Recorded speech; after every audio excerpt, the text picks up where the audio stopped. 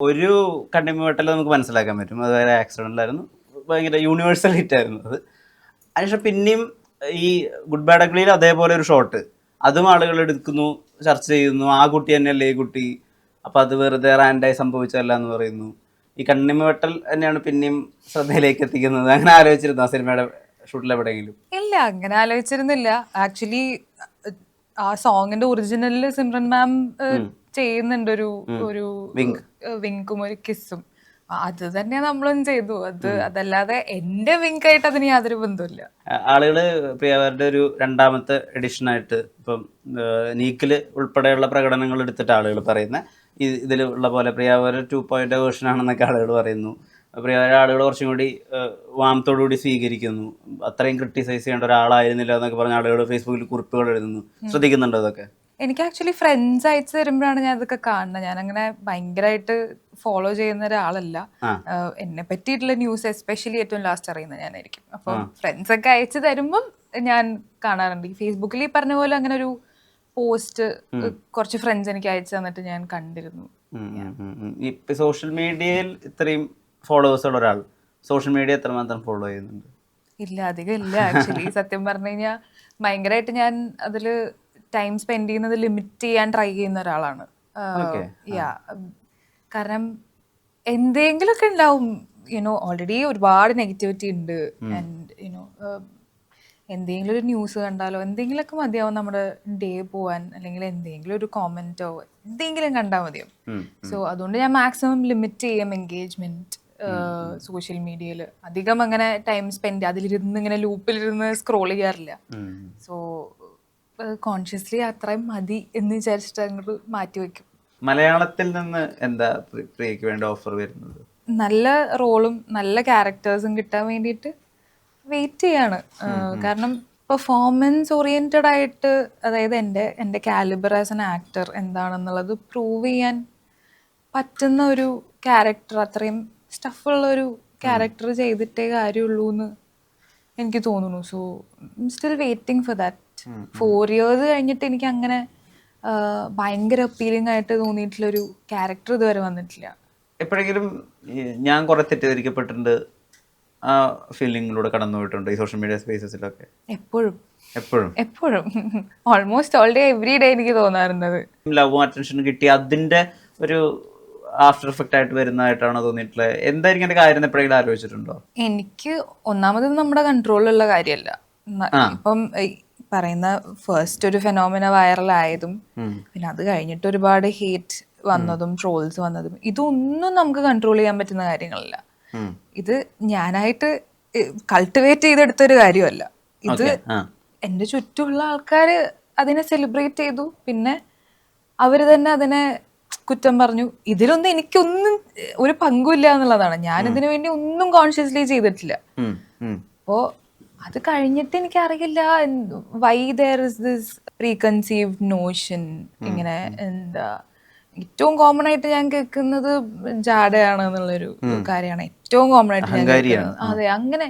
പിന്നെ നമുക്ക് door to door പോയി എല്ലാവരുടെ അടുത്തും പോയി പറയാൻ പറ്റില്ലല്ലോ, അതെ ഞാൻ ഇങ്ങനെയല്ല കേട്ടോ, ഞാൻ ഇങ്ങനെയാണ് എന്നുള്ളത് പറയാൻ പറ്റില്ലല്ലോ. അപ്പോൾ നമ്മുടെ കൺട്രോളിലല്ലാത്ത കാര്യം ആയതുകൊണ്ട് തന്നെ ഒരു പോയിന്റ് കഴിയുമ്പോൾ you let go of it. പിന്നെ പേഴ്സണലി എന്നെ ആൾക്കാർ മീറ്റ് ചെയ്യുമ്പോഴാണ് പ്രിയ ഇങ്ങനെ ഒരാളായിരുന്നല്ലേ, ഞാൻ ഇങ്ങനെ ഒരാളായിരുന്നു എന്നല്ല വിചാരിച്ചത്. ഇതെനിക്ക് സ്ഥിരം കിട്ടുന്നൊരു കോമെന്റ് ആണ്. അപ്പം എന്തുകൊണ്ടാണ് അങ്ങനെയെന്ന് എനിക്കറിയില്ല. ഐ ഫീൽ ലൈക്ക് ഒരു ലെവൽ ഓഫ് ബിറ്റർനെസ് കൺവേർട്ട് ആയതായിരിക്കാം. എന്താ ഓവർ നൈറ്റിൽ ഇത്രയും ഫെയിം ആൻഡ് റെക്കഗ്നിഷൻ കിട്ടി, അതിന് മാത്രം ഒന്നും ചെയ്തില്ലല്ലോ എന്നൊരു ബിറ്റർനെസ് ആയിരിക്കാം. കാരണം വർഷങ്ങളോളം ആൾക്കാർ സ്ട്രഗിൾ ചെയ്തിട്ട് they are not able to make it in the industry. And what did she do ഇത്രയും ഒരു എന്താ പറയാ ഇത് സംഭവിക്കാൻ വേണ്ടിയിട്ട് എന്നുള്ളൊരു ബിറ്റർനെസ് ഉണ്ടാവുമല്ലോ. ആൾക്കാർക്ക് അങ്ങനെ ഒരു ബിറ്റർനെസ് ഉണ്ടാവുമല്ലോ, വിച്ച് ഇസ് അണ്ടർസ്റ്റാൻഡബിൾ. എനിക്ക് ആലോചിച്ചിട്ട് എനിക്ക് അതാണ് തോന്നിയിട്ടുള്ളത്. ആ ഒരു ബിറ്റർനെസ് മേ ബി നമ്മൾ എന്ത് ചെയ്താലും പ്രശ്നം എന്നുള്ളൊരു ലെവലിലേക്ക് കൺവേർട്ട് ആയതായിരിക്കാം. ഈ ആദ്യ സിനിമയ്ക്ക് ശേഷം 4 years വരെയുള്ള കാലഘട്ടം ഉണ്ടല്ലോ, ആ സമയത്ത് പ്രിയവാര്യരുടെ മൈൻഡ് സെറ്റ് എന്തായിരുന്നു സിനിമകളെ പറ്റി? കുറെയൊക്കെ ഈ പറയുന്ന പോലെ സെൽഫ് ഡൗട്ടും കാര്യങ്ങളൊക്കെ തന്നെയായിരുന്നു. ഇത് നമുക്ക് പറ്റിയ പണിയാണോ, അല്ലെങ്കിൽ എൻ്റെ ആഗ്രഹം ഇത് ചെയ്യണം എന്നുള്ളതാണ്. But am I fit to be an actor, അല്ലെങ്കിൽ എന്നെ കൊണ്ട് ഇത് എടുത്താൽ പൊങ്ങോ എന്നുള്ള അങ്ങനെ ഒരു ജേർണിയിലായിരുന്നു കുറെ കാലം. ലൈക്ക് ഈ പറയുന്ന പോലെ ഒരുപാട് negativity and you know for some reason people not wanting to work with you because of that negativity. അതായത് എന്നെ ഒരു പടത്തിൽ കാസ്റ്റ് ചെയ്യണം എന്നുണ്ടെങ്കിൽ അത് ആൾക്കാർ എങ്ങനെ റിസീവ് ചെയ്യും എന്നുള്ള ഒരു ഫസ്റ്റ് ഒരു തോട്ട് ഉണ്ടാവുമല്ലോ. അപ്പോൾ ആൾക്കാർക്ക് എൻ്റെ പേര് പറയുമ്പോൾ തന്നെ ഇത്രയും നെഗറ്റീവ് ആണ് എന്നുള്ളൊരു സാധനം കാരണം people not wanting to cast me because of that. അങ്ങനെയൊക്കെ. അപ്പം ഞാൻ പിന്നെ വിചാരിച്ചു ഇതൊന്നൊരു തിരിച്ചുവരവില്ല, എന്നാ പിന്നെ നമുക്ക് പണി നിർത്തിയാലോ എന്നുള്ള അങ്ങനെ ഒരു ഇതിലൊക്കെ ഇരിക്കുമ്പോഴാണ് 4 years സംഭവിക്കുന്നത്. പിന്നെ അവിടുന്ന് ചെറിയ ചെറിയ രീതിയിലുള്ള മാറ്റങ്ങൾ ഭയങ്കര എവിഡന്റ് ആയിട്ട് കണ്ടു തുടങ്ങി. ഇപ്പോ കുറച്ച് ശാന്തമാണ്. 4 years ഇനിയും സെലിബ്രേറ്റ് ചെയ്യപ്പെടണമായിരുന്നു, ഇനിയും ആളുകൾ കാണണമായിരുന്നു. അതിന് കുറേ കൂടി ലേയേഴ്സ് ഉണ്ട്. അത് കുറച്ചുകൂടി ട്രൂ ആയിട്ട് റൊമാൻസിനെ അപ്രോച്ച് ചെയ്ത് അങ്ങനെ ഒരു അഭിപ്രായം ഉണ്ടോ? എനിക്ക് ഭയങ്കര ഇപ്പോഴും പേഴ്സണലി ഫേവറേറ്റ് ആയിട്ടുള്ള ഒരു ഫിലിമാണ് 4 years.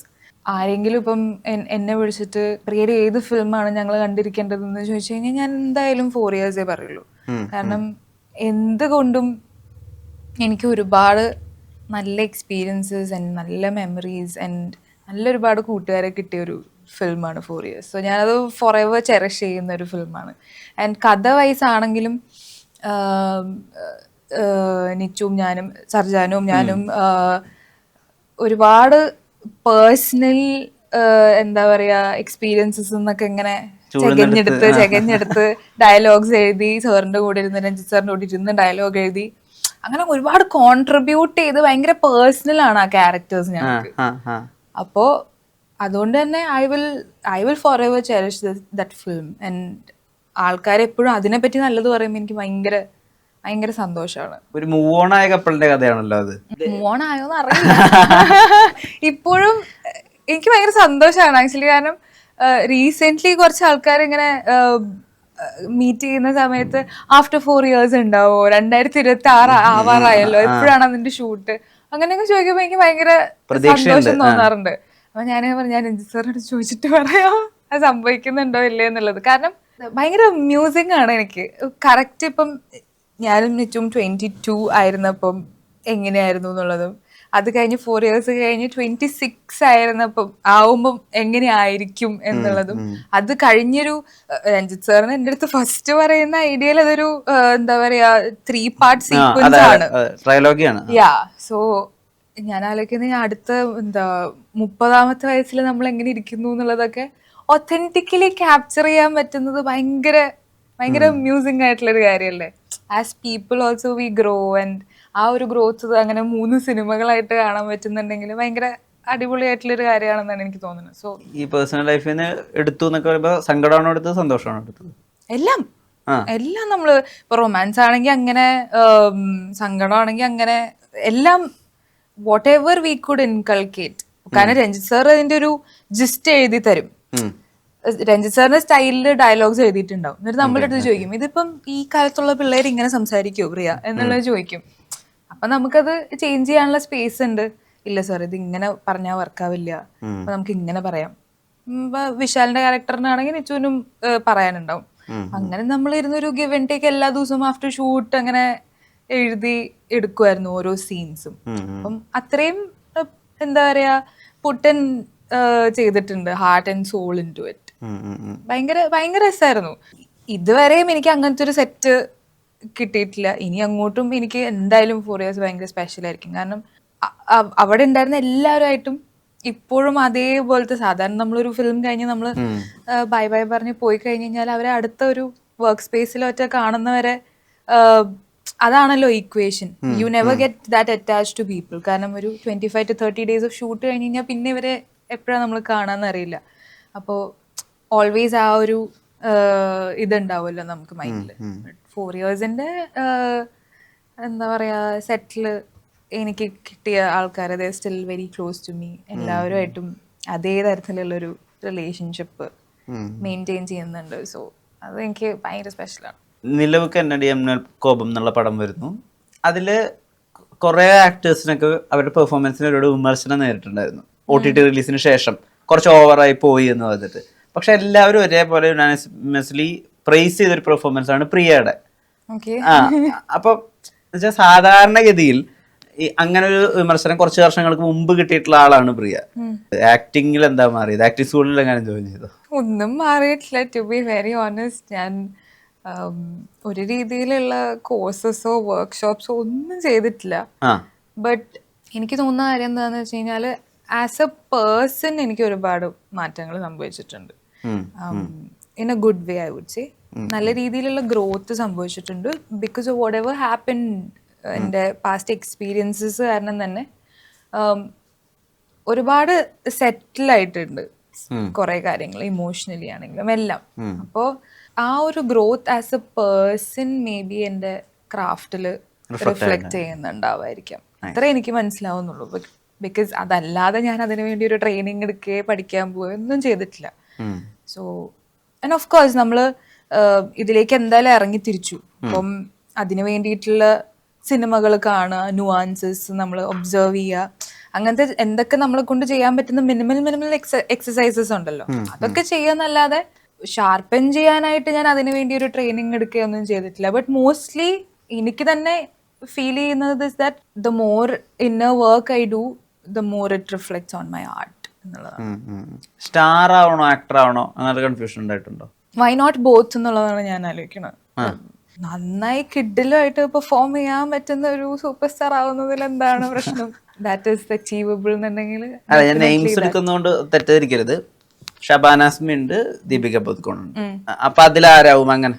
I would like to be an Alia Bhatt. കാരണം she is a star but an amazing performer at the same time. So why not a mix of both എന്നുള്ളതാണ്. പണ്ട് ഇൻസ്റ്റലി സ്ക്രിബിൾസ് ഒക്കെ ഉണ്ടായിരുന്നല്ലോ, എഴുതി വിടുമായിരുന്നല്ലോ. അതിൽ ഈ സ്വന്തം അനുഭവങ്ങളായിരുന്നു അതൊക്കെ, അല്ലെങ്കിൽ അതിൽ പിന്നെ എല്ലാ സ്വന്തം അനുഭവങ്ങളാണ്. എല്ലാം എന്റെ സ്വന്തം. അതിൽ തഴയപ്പെട്ടത് ചതിക്കപ്പെട്ടതിന്റെ ഒക്കെ ചെറിയ ചെറിയ ഇങ്ങനെ ഉണ്ട്. ഇപ്പൊ എഴുത്ത് ആക്ച്വലി കമ്പാരിറ്റീവ്ലി വളരെ വളരെ കുറവാണ്. ഇനിയിപ്പൊ അഥവാ ഞാൻ എഴുതുന്നുണ്ടെങ്കിൽ തന്നെ ഞാൻ ഇൻസ്റ്റഗ്രാമിൽ ഇടല് കുറവാണ്. എഴുതുന്നുണ്ട് എപ്പോഴും. എനിക്ക് ഏറ്റവും ഈസിയസ്റ്റ് വേ ഓഫ് എന്താ പറയാ ഒരു റിലീഫ് എന്ന് പറയുന്നത് എഴുത്താണ്. സോ ആരെങ്കിലൊക്കെ വിളിച്ച് വിഷമം പറയാന്നുള്ള കാര്യത്തിലൊക്കെ ഞാൻ കുറച്ച് പുറകിലോട്ടാ. ഞാൻ കുറെയൊക്കെ സെൽഫ് ഡിപ്പെൻഡന്റ് ആണ് ആ കാര്യത്തില്. എഴുതുക എന്നുള്ളതാണ് ഏറ്റവും ഈസി ആയിട്ടുള്ള റെമഡി. അപ്പൊ വെറുതെ ഇരിക്കുമ്പോഴൊക്കെ എന്തെങ്കിലും തോട്ട് വരുമ്പോൾ അപ്പൊ തന്നെ നോട്ട്സിലൊക്കെ കുറിച്ചിട്ട് പിന്നെ ടൈം കിട്ടുമ്പോൾ അതിനെ ഇലാബറേറ്റ് ചെയ്യും, അങ്ങനെയൊക്കെ ചെയ്യും. അപ്പോ ഇൻസ്റ്റഗ്രാമിൽ ഇടലില്ല എന്നുള്ളത്. മനുഷ്യർ തഴയുന്നതാണോ സിനിമ തഴയുന്നതാണോ കൂടുതൽ ഹേർട്ട് ചെയ്യുന്നത്? It's A difficult question. അത് ഞാൻ ഇപ്പോഴാണ് അങ്ങനെ ഒരു തോട്ടേ പോകുന്നത്. രണ്ടും ഈക്വലി ഡിഫിക്കൽട്ട് ആണെന്ന് തോന്നുന്നു. ബട്ട് മേ ബി ഒരു 1% മനുഷ്യർ തഴയുന്നത് തന്നെയായിരിക്കും മോർ പെയിൻഫുൾ. യെസ്. നമുക്ക് പ്രൊഫഷണലി എന്തും ഫേസ് ചെയ്യാനും ഡീൽ ചെയ്യാനും ഉള്ളൊരു സ്ട്രെങ്ത് ഒരു പോയിന്റ് കഴിയുമ്പോൾ കിട്ടുമെന്ന് തോന്നുന്നു. ലൈക്ക് അറ്റ്ലീസ്റ്റ് ഫോർ മീ ഇപ്പോൾ ഒരു 6-7 years ആയി എന്താണെങ്കിലും ഫേസ് ചെയ്യാന്നുള്ളൊരു ധൈര്യം അറ്റ് സം പോയിന്റ്.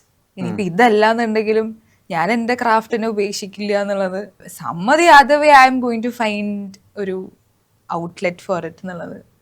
അങ്ങനെ അത് ഒരു സൈഡിൽ സെറ്റാണ്. ബട്ട് പേഴ്സണലി നമുക്കൊരു ഡൗൺഫോൾ വരുമ്പം അത് ഡീൽ ചെയ്യുന്ന കാര്യത്തിൽ ഞാൻ ഭയങ്കര പുറകിലോട്ടാണ്. Very very very poor. So പിന്നെ ഒറ്റയ്ക്ക് ആരെയും കൂടെ ഇരുന്ന് തരുന്നത് എനിക്കിഷ്ടമല്ല. ബട്ട് പേഴ്സണലി ആൻഡ് ഇമോഷണലി ഞാൻ കുറച്ച് വൾണറബിൾ ആണ്. സെൻസിറ്റീവ് ആണ്, വൾണറബിൾ ആണ്. വീക്കാണെന്ന് ഞാൻ ഒരിക്കലും പറയില്ല. സെൻസിറ്റീവ് ആൻഡ് വൾണറബിൾ ആണ്. ബെസ്റ്റ് ഫ്രണ്ട്സ് ഉണ്ടോ? പിന്നെ യെസ്, ഒരുപാട് വർഷമായിട്ട് കൂടെയുള്ള ആൾക്കാരുണ്ട്. ഫ്രം കോളേജ് 2 പേരുണ്ട്, ഫ്രം സ്കൂൾ ഒരാളുണ്ട്, കോൺസ്റ്റന്റ് ആയിട്ട്. ഇപ്പം നമ്മുടെ ഡ്രീംസ് ഷെയർ ചെയ്യുന്ന സമയത്ത് നമ്മളെ ആളുകൾ വിശ്വസിക്കുന്ന ഒരു ഘട്ടമുണ്ട്, വിശ്വസിക്കാത്തൊരു ഘട്ടമുണ്ട്, വിശ്വസിക്കുന്ന ഒരു ഘട്ടമുണ്ട്. ഇപ്പം ഞാൻ കഴിഞ്ഞ ദിവസം ഒരു പടത്തിൻ്റെ പ്രൊമോഷന് പോണ സമയത്ത് ഒരു യങ് ആക്ടർ, ആൾക്ക് പേടിയാണ് മീഡിയയിൽ അങ്ങനെ പറയാൻ, ഡ്രീംസിനെ പറ്റി പറയാൻ. കാരണം ട്രോൾ ചെയ്യപ്പെടുമോ അല്ലെങ്കിൽ ഇതാക്കപ്പെടുമോ. അത് ഒബ്വിയസ്ലി മീഡിയയിലായ കാരണം എനിക്കത് മനസ്സിലാക്കാൻ പറ്റും. പക്ഷെ പേഴ്സണലി ഞാൻ ഇങ്ങനെ ഒരു കാര്യം ആഗ്രഹിക്കുന്ന ഇതുകൊണ്ട് അത് ആളുകൾ ഇപ്പൊ തൊട്ടാണ് വിശ്വാസത്തിലെടുത്ത് തുടങ്ങിയത് പ്രിയനെ സംബന്ധിച്ചിടത്തോളം? കോമൺ ഓഡിയൻസ് പോയിന്റ് ഓഫ് വ്യൂവിൽ അങ്ങനെ ആയിരിക്കാം, എനിക്കറിയില്ല. പക്ഷെ എൻ്റെ ഏറ്റവും അടുത്ത സുഹൃത്തുക്കൾക്കും എൻ്റെ ഫാമിലിക്കും സിൻസ് ഡേ വൺ അറിയാം that okay she is serious about this and this is what she is going to do എന്നുള്ളത്. മേ ബി പറഞ്ഞ പോലെ ഞാനത് ചെയ്ത് എൻ്റെ കഴിവ് തെളിയിക്കുമ്പോഴായിരിക്കും ആൾക്കാർക്ക് അത് കുറച്ചും കൂടിയും സീരിയസ് ആയിട്ട് എടുക്കാൻ പറ്റുന്നത്. അതല്ലെങ്കിൽ ഈ പറയുന്ന പോലെ ഒരു വിങ്ക് ചെയ്തു, അത് ഭയങ്കര ഹാപ്പനിങ് ആയി, ബട്ട് ദാറ്റ്സ് ഇറ്റ് എന്നുള്ളൊരു തോട്ട് ഉണ്ടാവാലോ. സോ റൈറ്റ് നൗ എനിക്ക് തോന്നുന്നു ഞാൻ എൻ്റെ വർക്കിനെ കുറിച്ച് എത്ര സീരിയസ് ആണോ അത് എവിടെയൊക്കെയോ പ്രൊജക്റ്റായി തുടങ്ങി എന്ന് തോന്നുന്നു. ഈ ആദ്യ സിനിമയ്ക്ക് ശേഷം വന്ന കുറെ പ്രൊജക്ട്സ് കുറെയൊക്കെ ഷെൽവഡ് ആയി പോയിട്ടുണ്ട്. അതിനെങ്ങനെയാ ഉൾക്കൊണ്ടത്? അത് പ്രായം 18-19 ഒക്കെ അല്ലേ?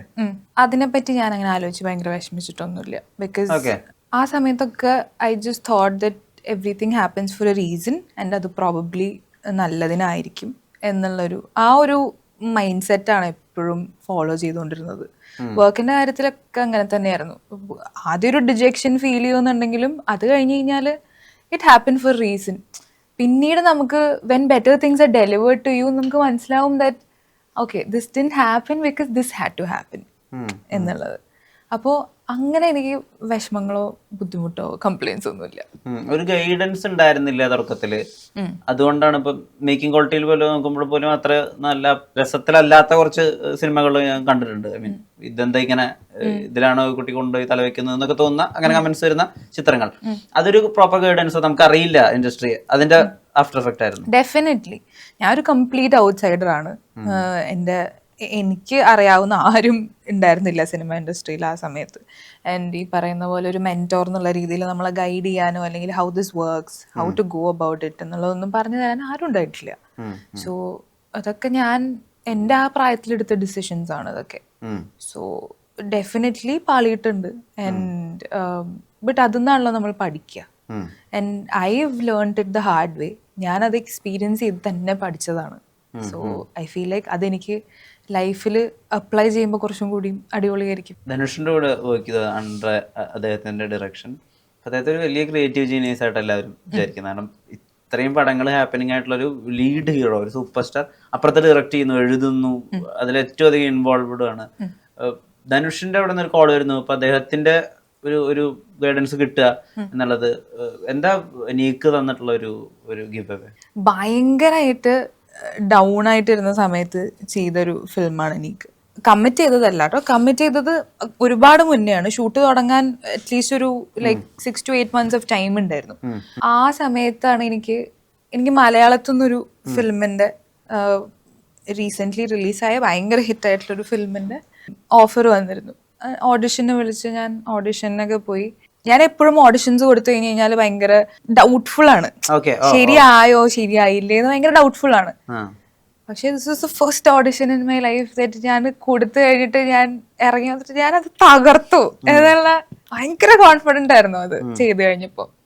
എൻ്റെ കൂടെ എന്നെ അക്കമ്പനി ചെയ്ത ചേച്ചി ആയിരുന്നെങ്കിലും മോളെ നിനക്കത് കിട്ടും ഉറപ്പാണ്, നീ അത്ര അടിപൊളിയായിട്ട് ചെയ്തു. അപ്പം ഞാൻ ഭയങ്കര കോൺഫിഡൻ്റ് ആയിട്ട് ഹാപ്പി ആയിട്ട് ഇറങ്ങി വന്നൊരു ഓഡിഷനാണത്. ആൻഡ് ഭയങ്കര അടിപൊളി ഒരു ക്രൂവിൻ്റെ കൂടെയുള്ള ഫിലിമായിരുന്നു. അപ്പോൾ അതൊരു വിത്തിൻ 3 days എനിക്ക് കോള് വരികയും ചെയ്തു, സെയിങ് പ്രിയ ഇന്നാണ് എന്ന് പറഞ്ഞിട്ട്, ഇന്നാണെന്ന് പറഞ്ഞിട്ട്. ഞാൻ ഭയങ്കര എക്സൈറ്റഡ് ആയിരുന്നു. ഭയങ്കര എക്സൈറ്റഡ് എന്ന് വെച്ചാൽ മലയാളത്തിൽ എനിക്ക് അങ്ങനെ സംഭവം കിട്ടാന്നുള്ളതിനെ പറ്റി ഭയങ്കര എക്സൈറ്റഡ് ആയിരുന്നു. അതും ഞാൻ ഓഡിഷൻ ചെയ്ത് ഓഡിഷൻ അവർക്ക് ഇഷ്ടപ്പെട്ടിട്ട് സെലക്ട് ചെയ്തു എന്നൊക്കെ പറഞ്ഞപ്പോൾ ഞാൻ ഭയങ്കര ഹാപ്പി ആയിരുന്നു.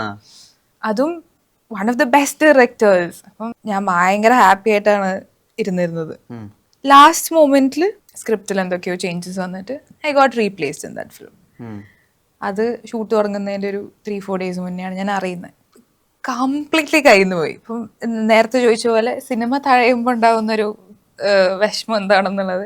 യൂഷ്വലി നമ്മൾ പ്രിപ്പയർഡ് ആണ് റിജക്ഷൻസ്. ഇപ്പോൾ ഓഡിഷൻ കൊടുത്തു കഴിഞ്ഞ് കഴിഞ്ഞാൽ ആ ഓഡിഷനെ പറ്റി മറക്കുക, അതായത് വരുമോ വരില്ല എന്നുള്ളത് മറക്കുക. ഞാൻ ആ ഒരു മൈൻഡ് സെറ്റിലാണ് എപ്പോഴും ഇരിക്കാറ്. അപ്പോൾ ഇത് അങ്ങനെ ഇരുന്നിട്ട് എനിക്ക് കിട്ടിയ ഒരു സംഭവമായിരുന്നു. അപ്പം ഞാൻ അത്രയും എക്സൈറ്റഡ് ആയിരുന്നു അത് ചെയ്യാനായിട്ടും, you know to be a part of that big project എന്നുള്ളതൊക്കെ. അത് ഒരു കപ്പിൾ ഓഫ് ഡേയ്സ് മുന്നേ ഷൂട്ട് തുടങ്ങുന്നതിന് മുന്നേ റീപ്ലേസ് ആയി എന്ന് അറിഞ്ഞപ്പം ഭയങ്കര എന്ന് പറഞ്ഞാൽ ഭയങ്കര ലോ ആയിരുന്നു. നമ്മൾ എക്സ്പെക്ട് ചെയ്യുന്നില്ലല്ലോ. അതായത് ഫുള്ളി ഡെഡിക്കേറ്റഡ് ആയിട്ട് ഓൾസോ എന്താ പറയുക പടത്തിന് വേണ്ടിയിട്ടുള്ള ഡാൻസ് റിഹേഴ്സൽസും കാര്യങ്ങളൊക്കെ ചെയ്ത് കഴിഞ്ഞു. Okay. ഒരു 5 to 6 days ഒക്കെ ചെയ്ത് കഴിഞ്ഞു. ഫുള്ളി പ്രെപ്ഡ് ആണ്. അത് കഴിഞ്ഞിട്ടാണ് ലാസ്റ്റ് മിനിറ്റ് നമ്മൾ റീപ്ലേസ് ആവുന്നത്.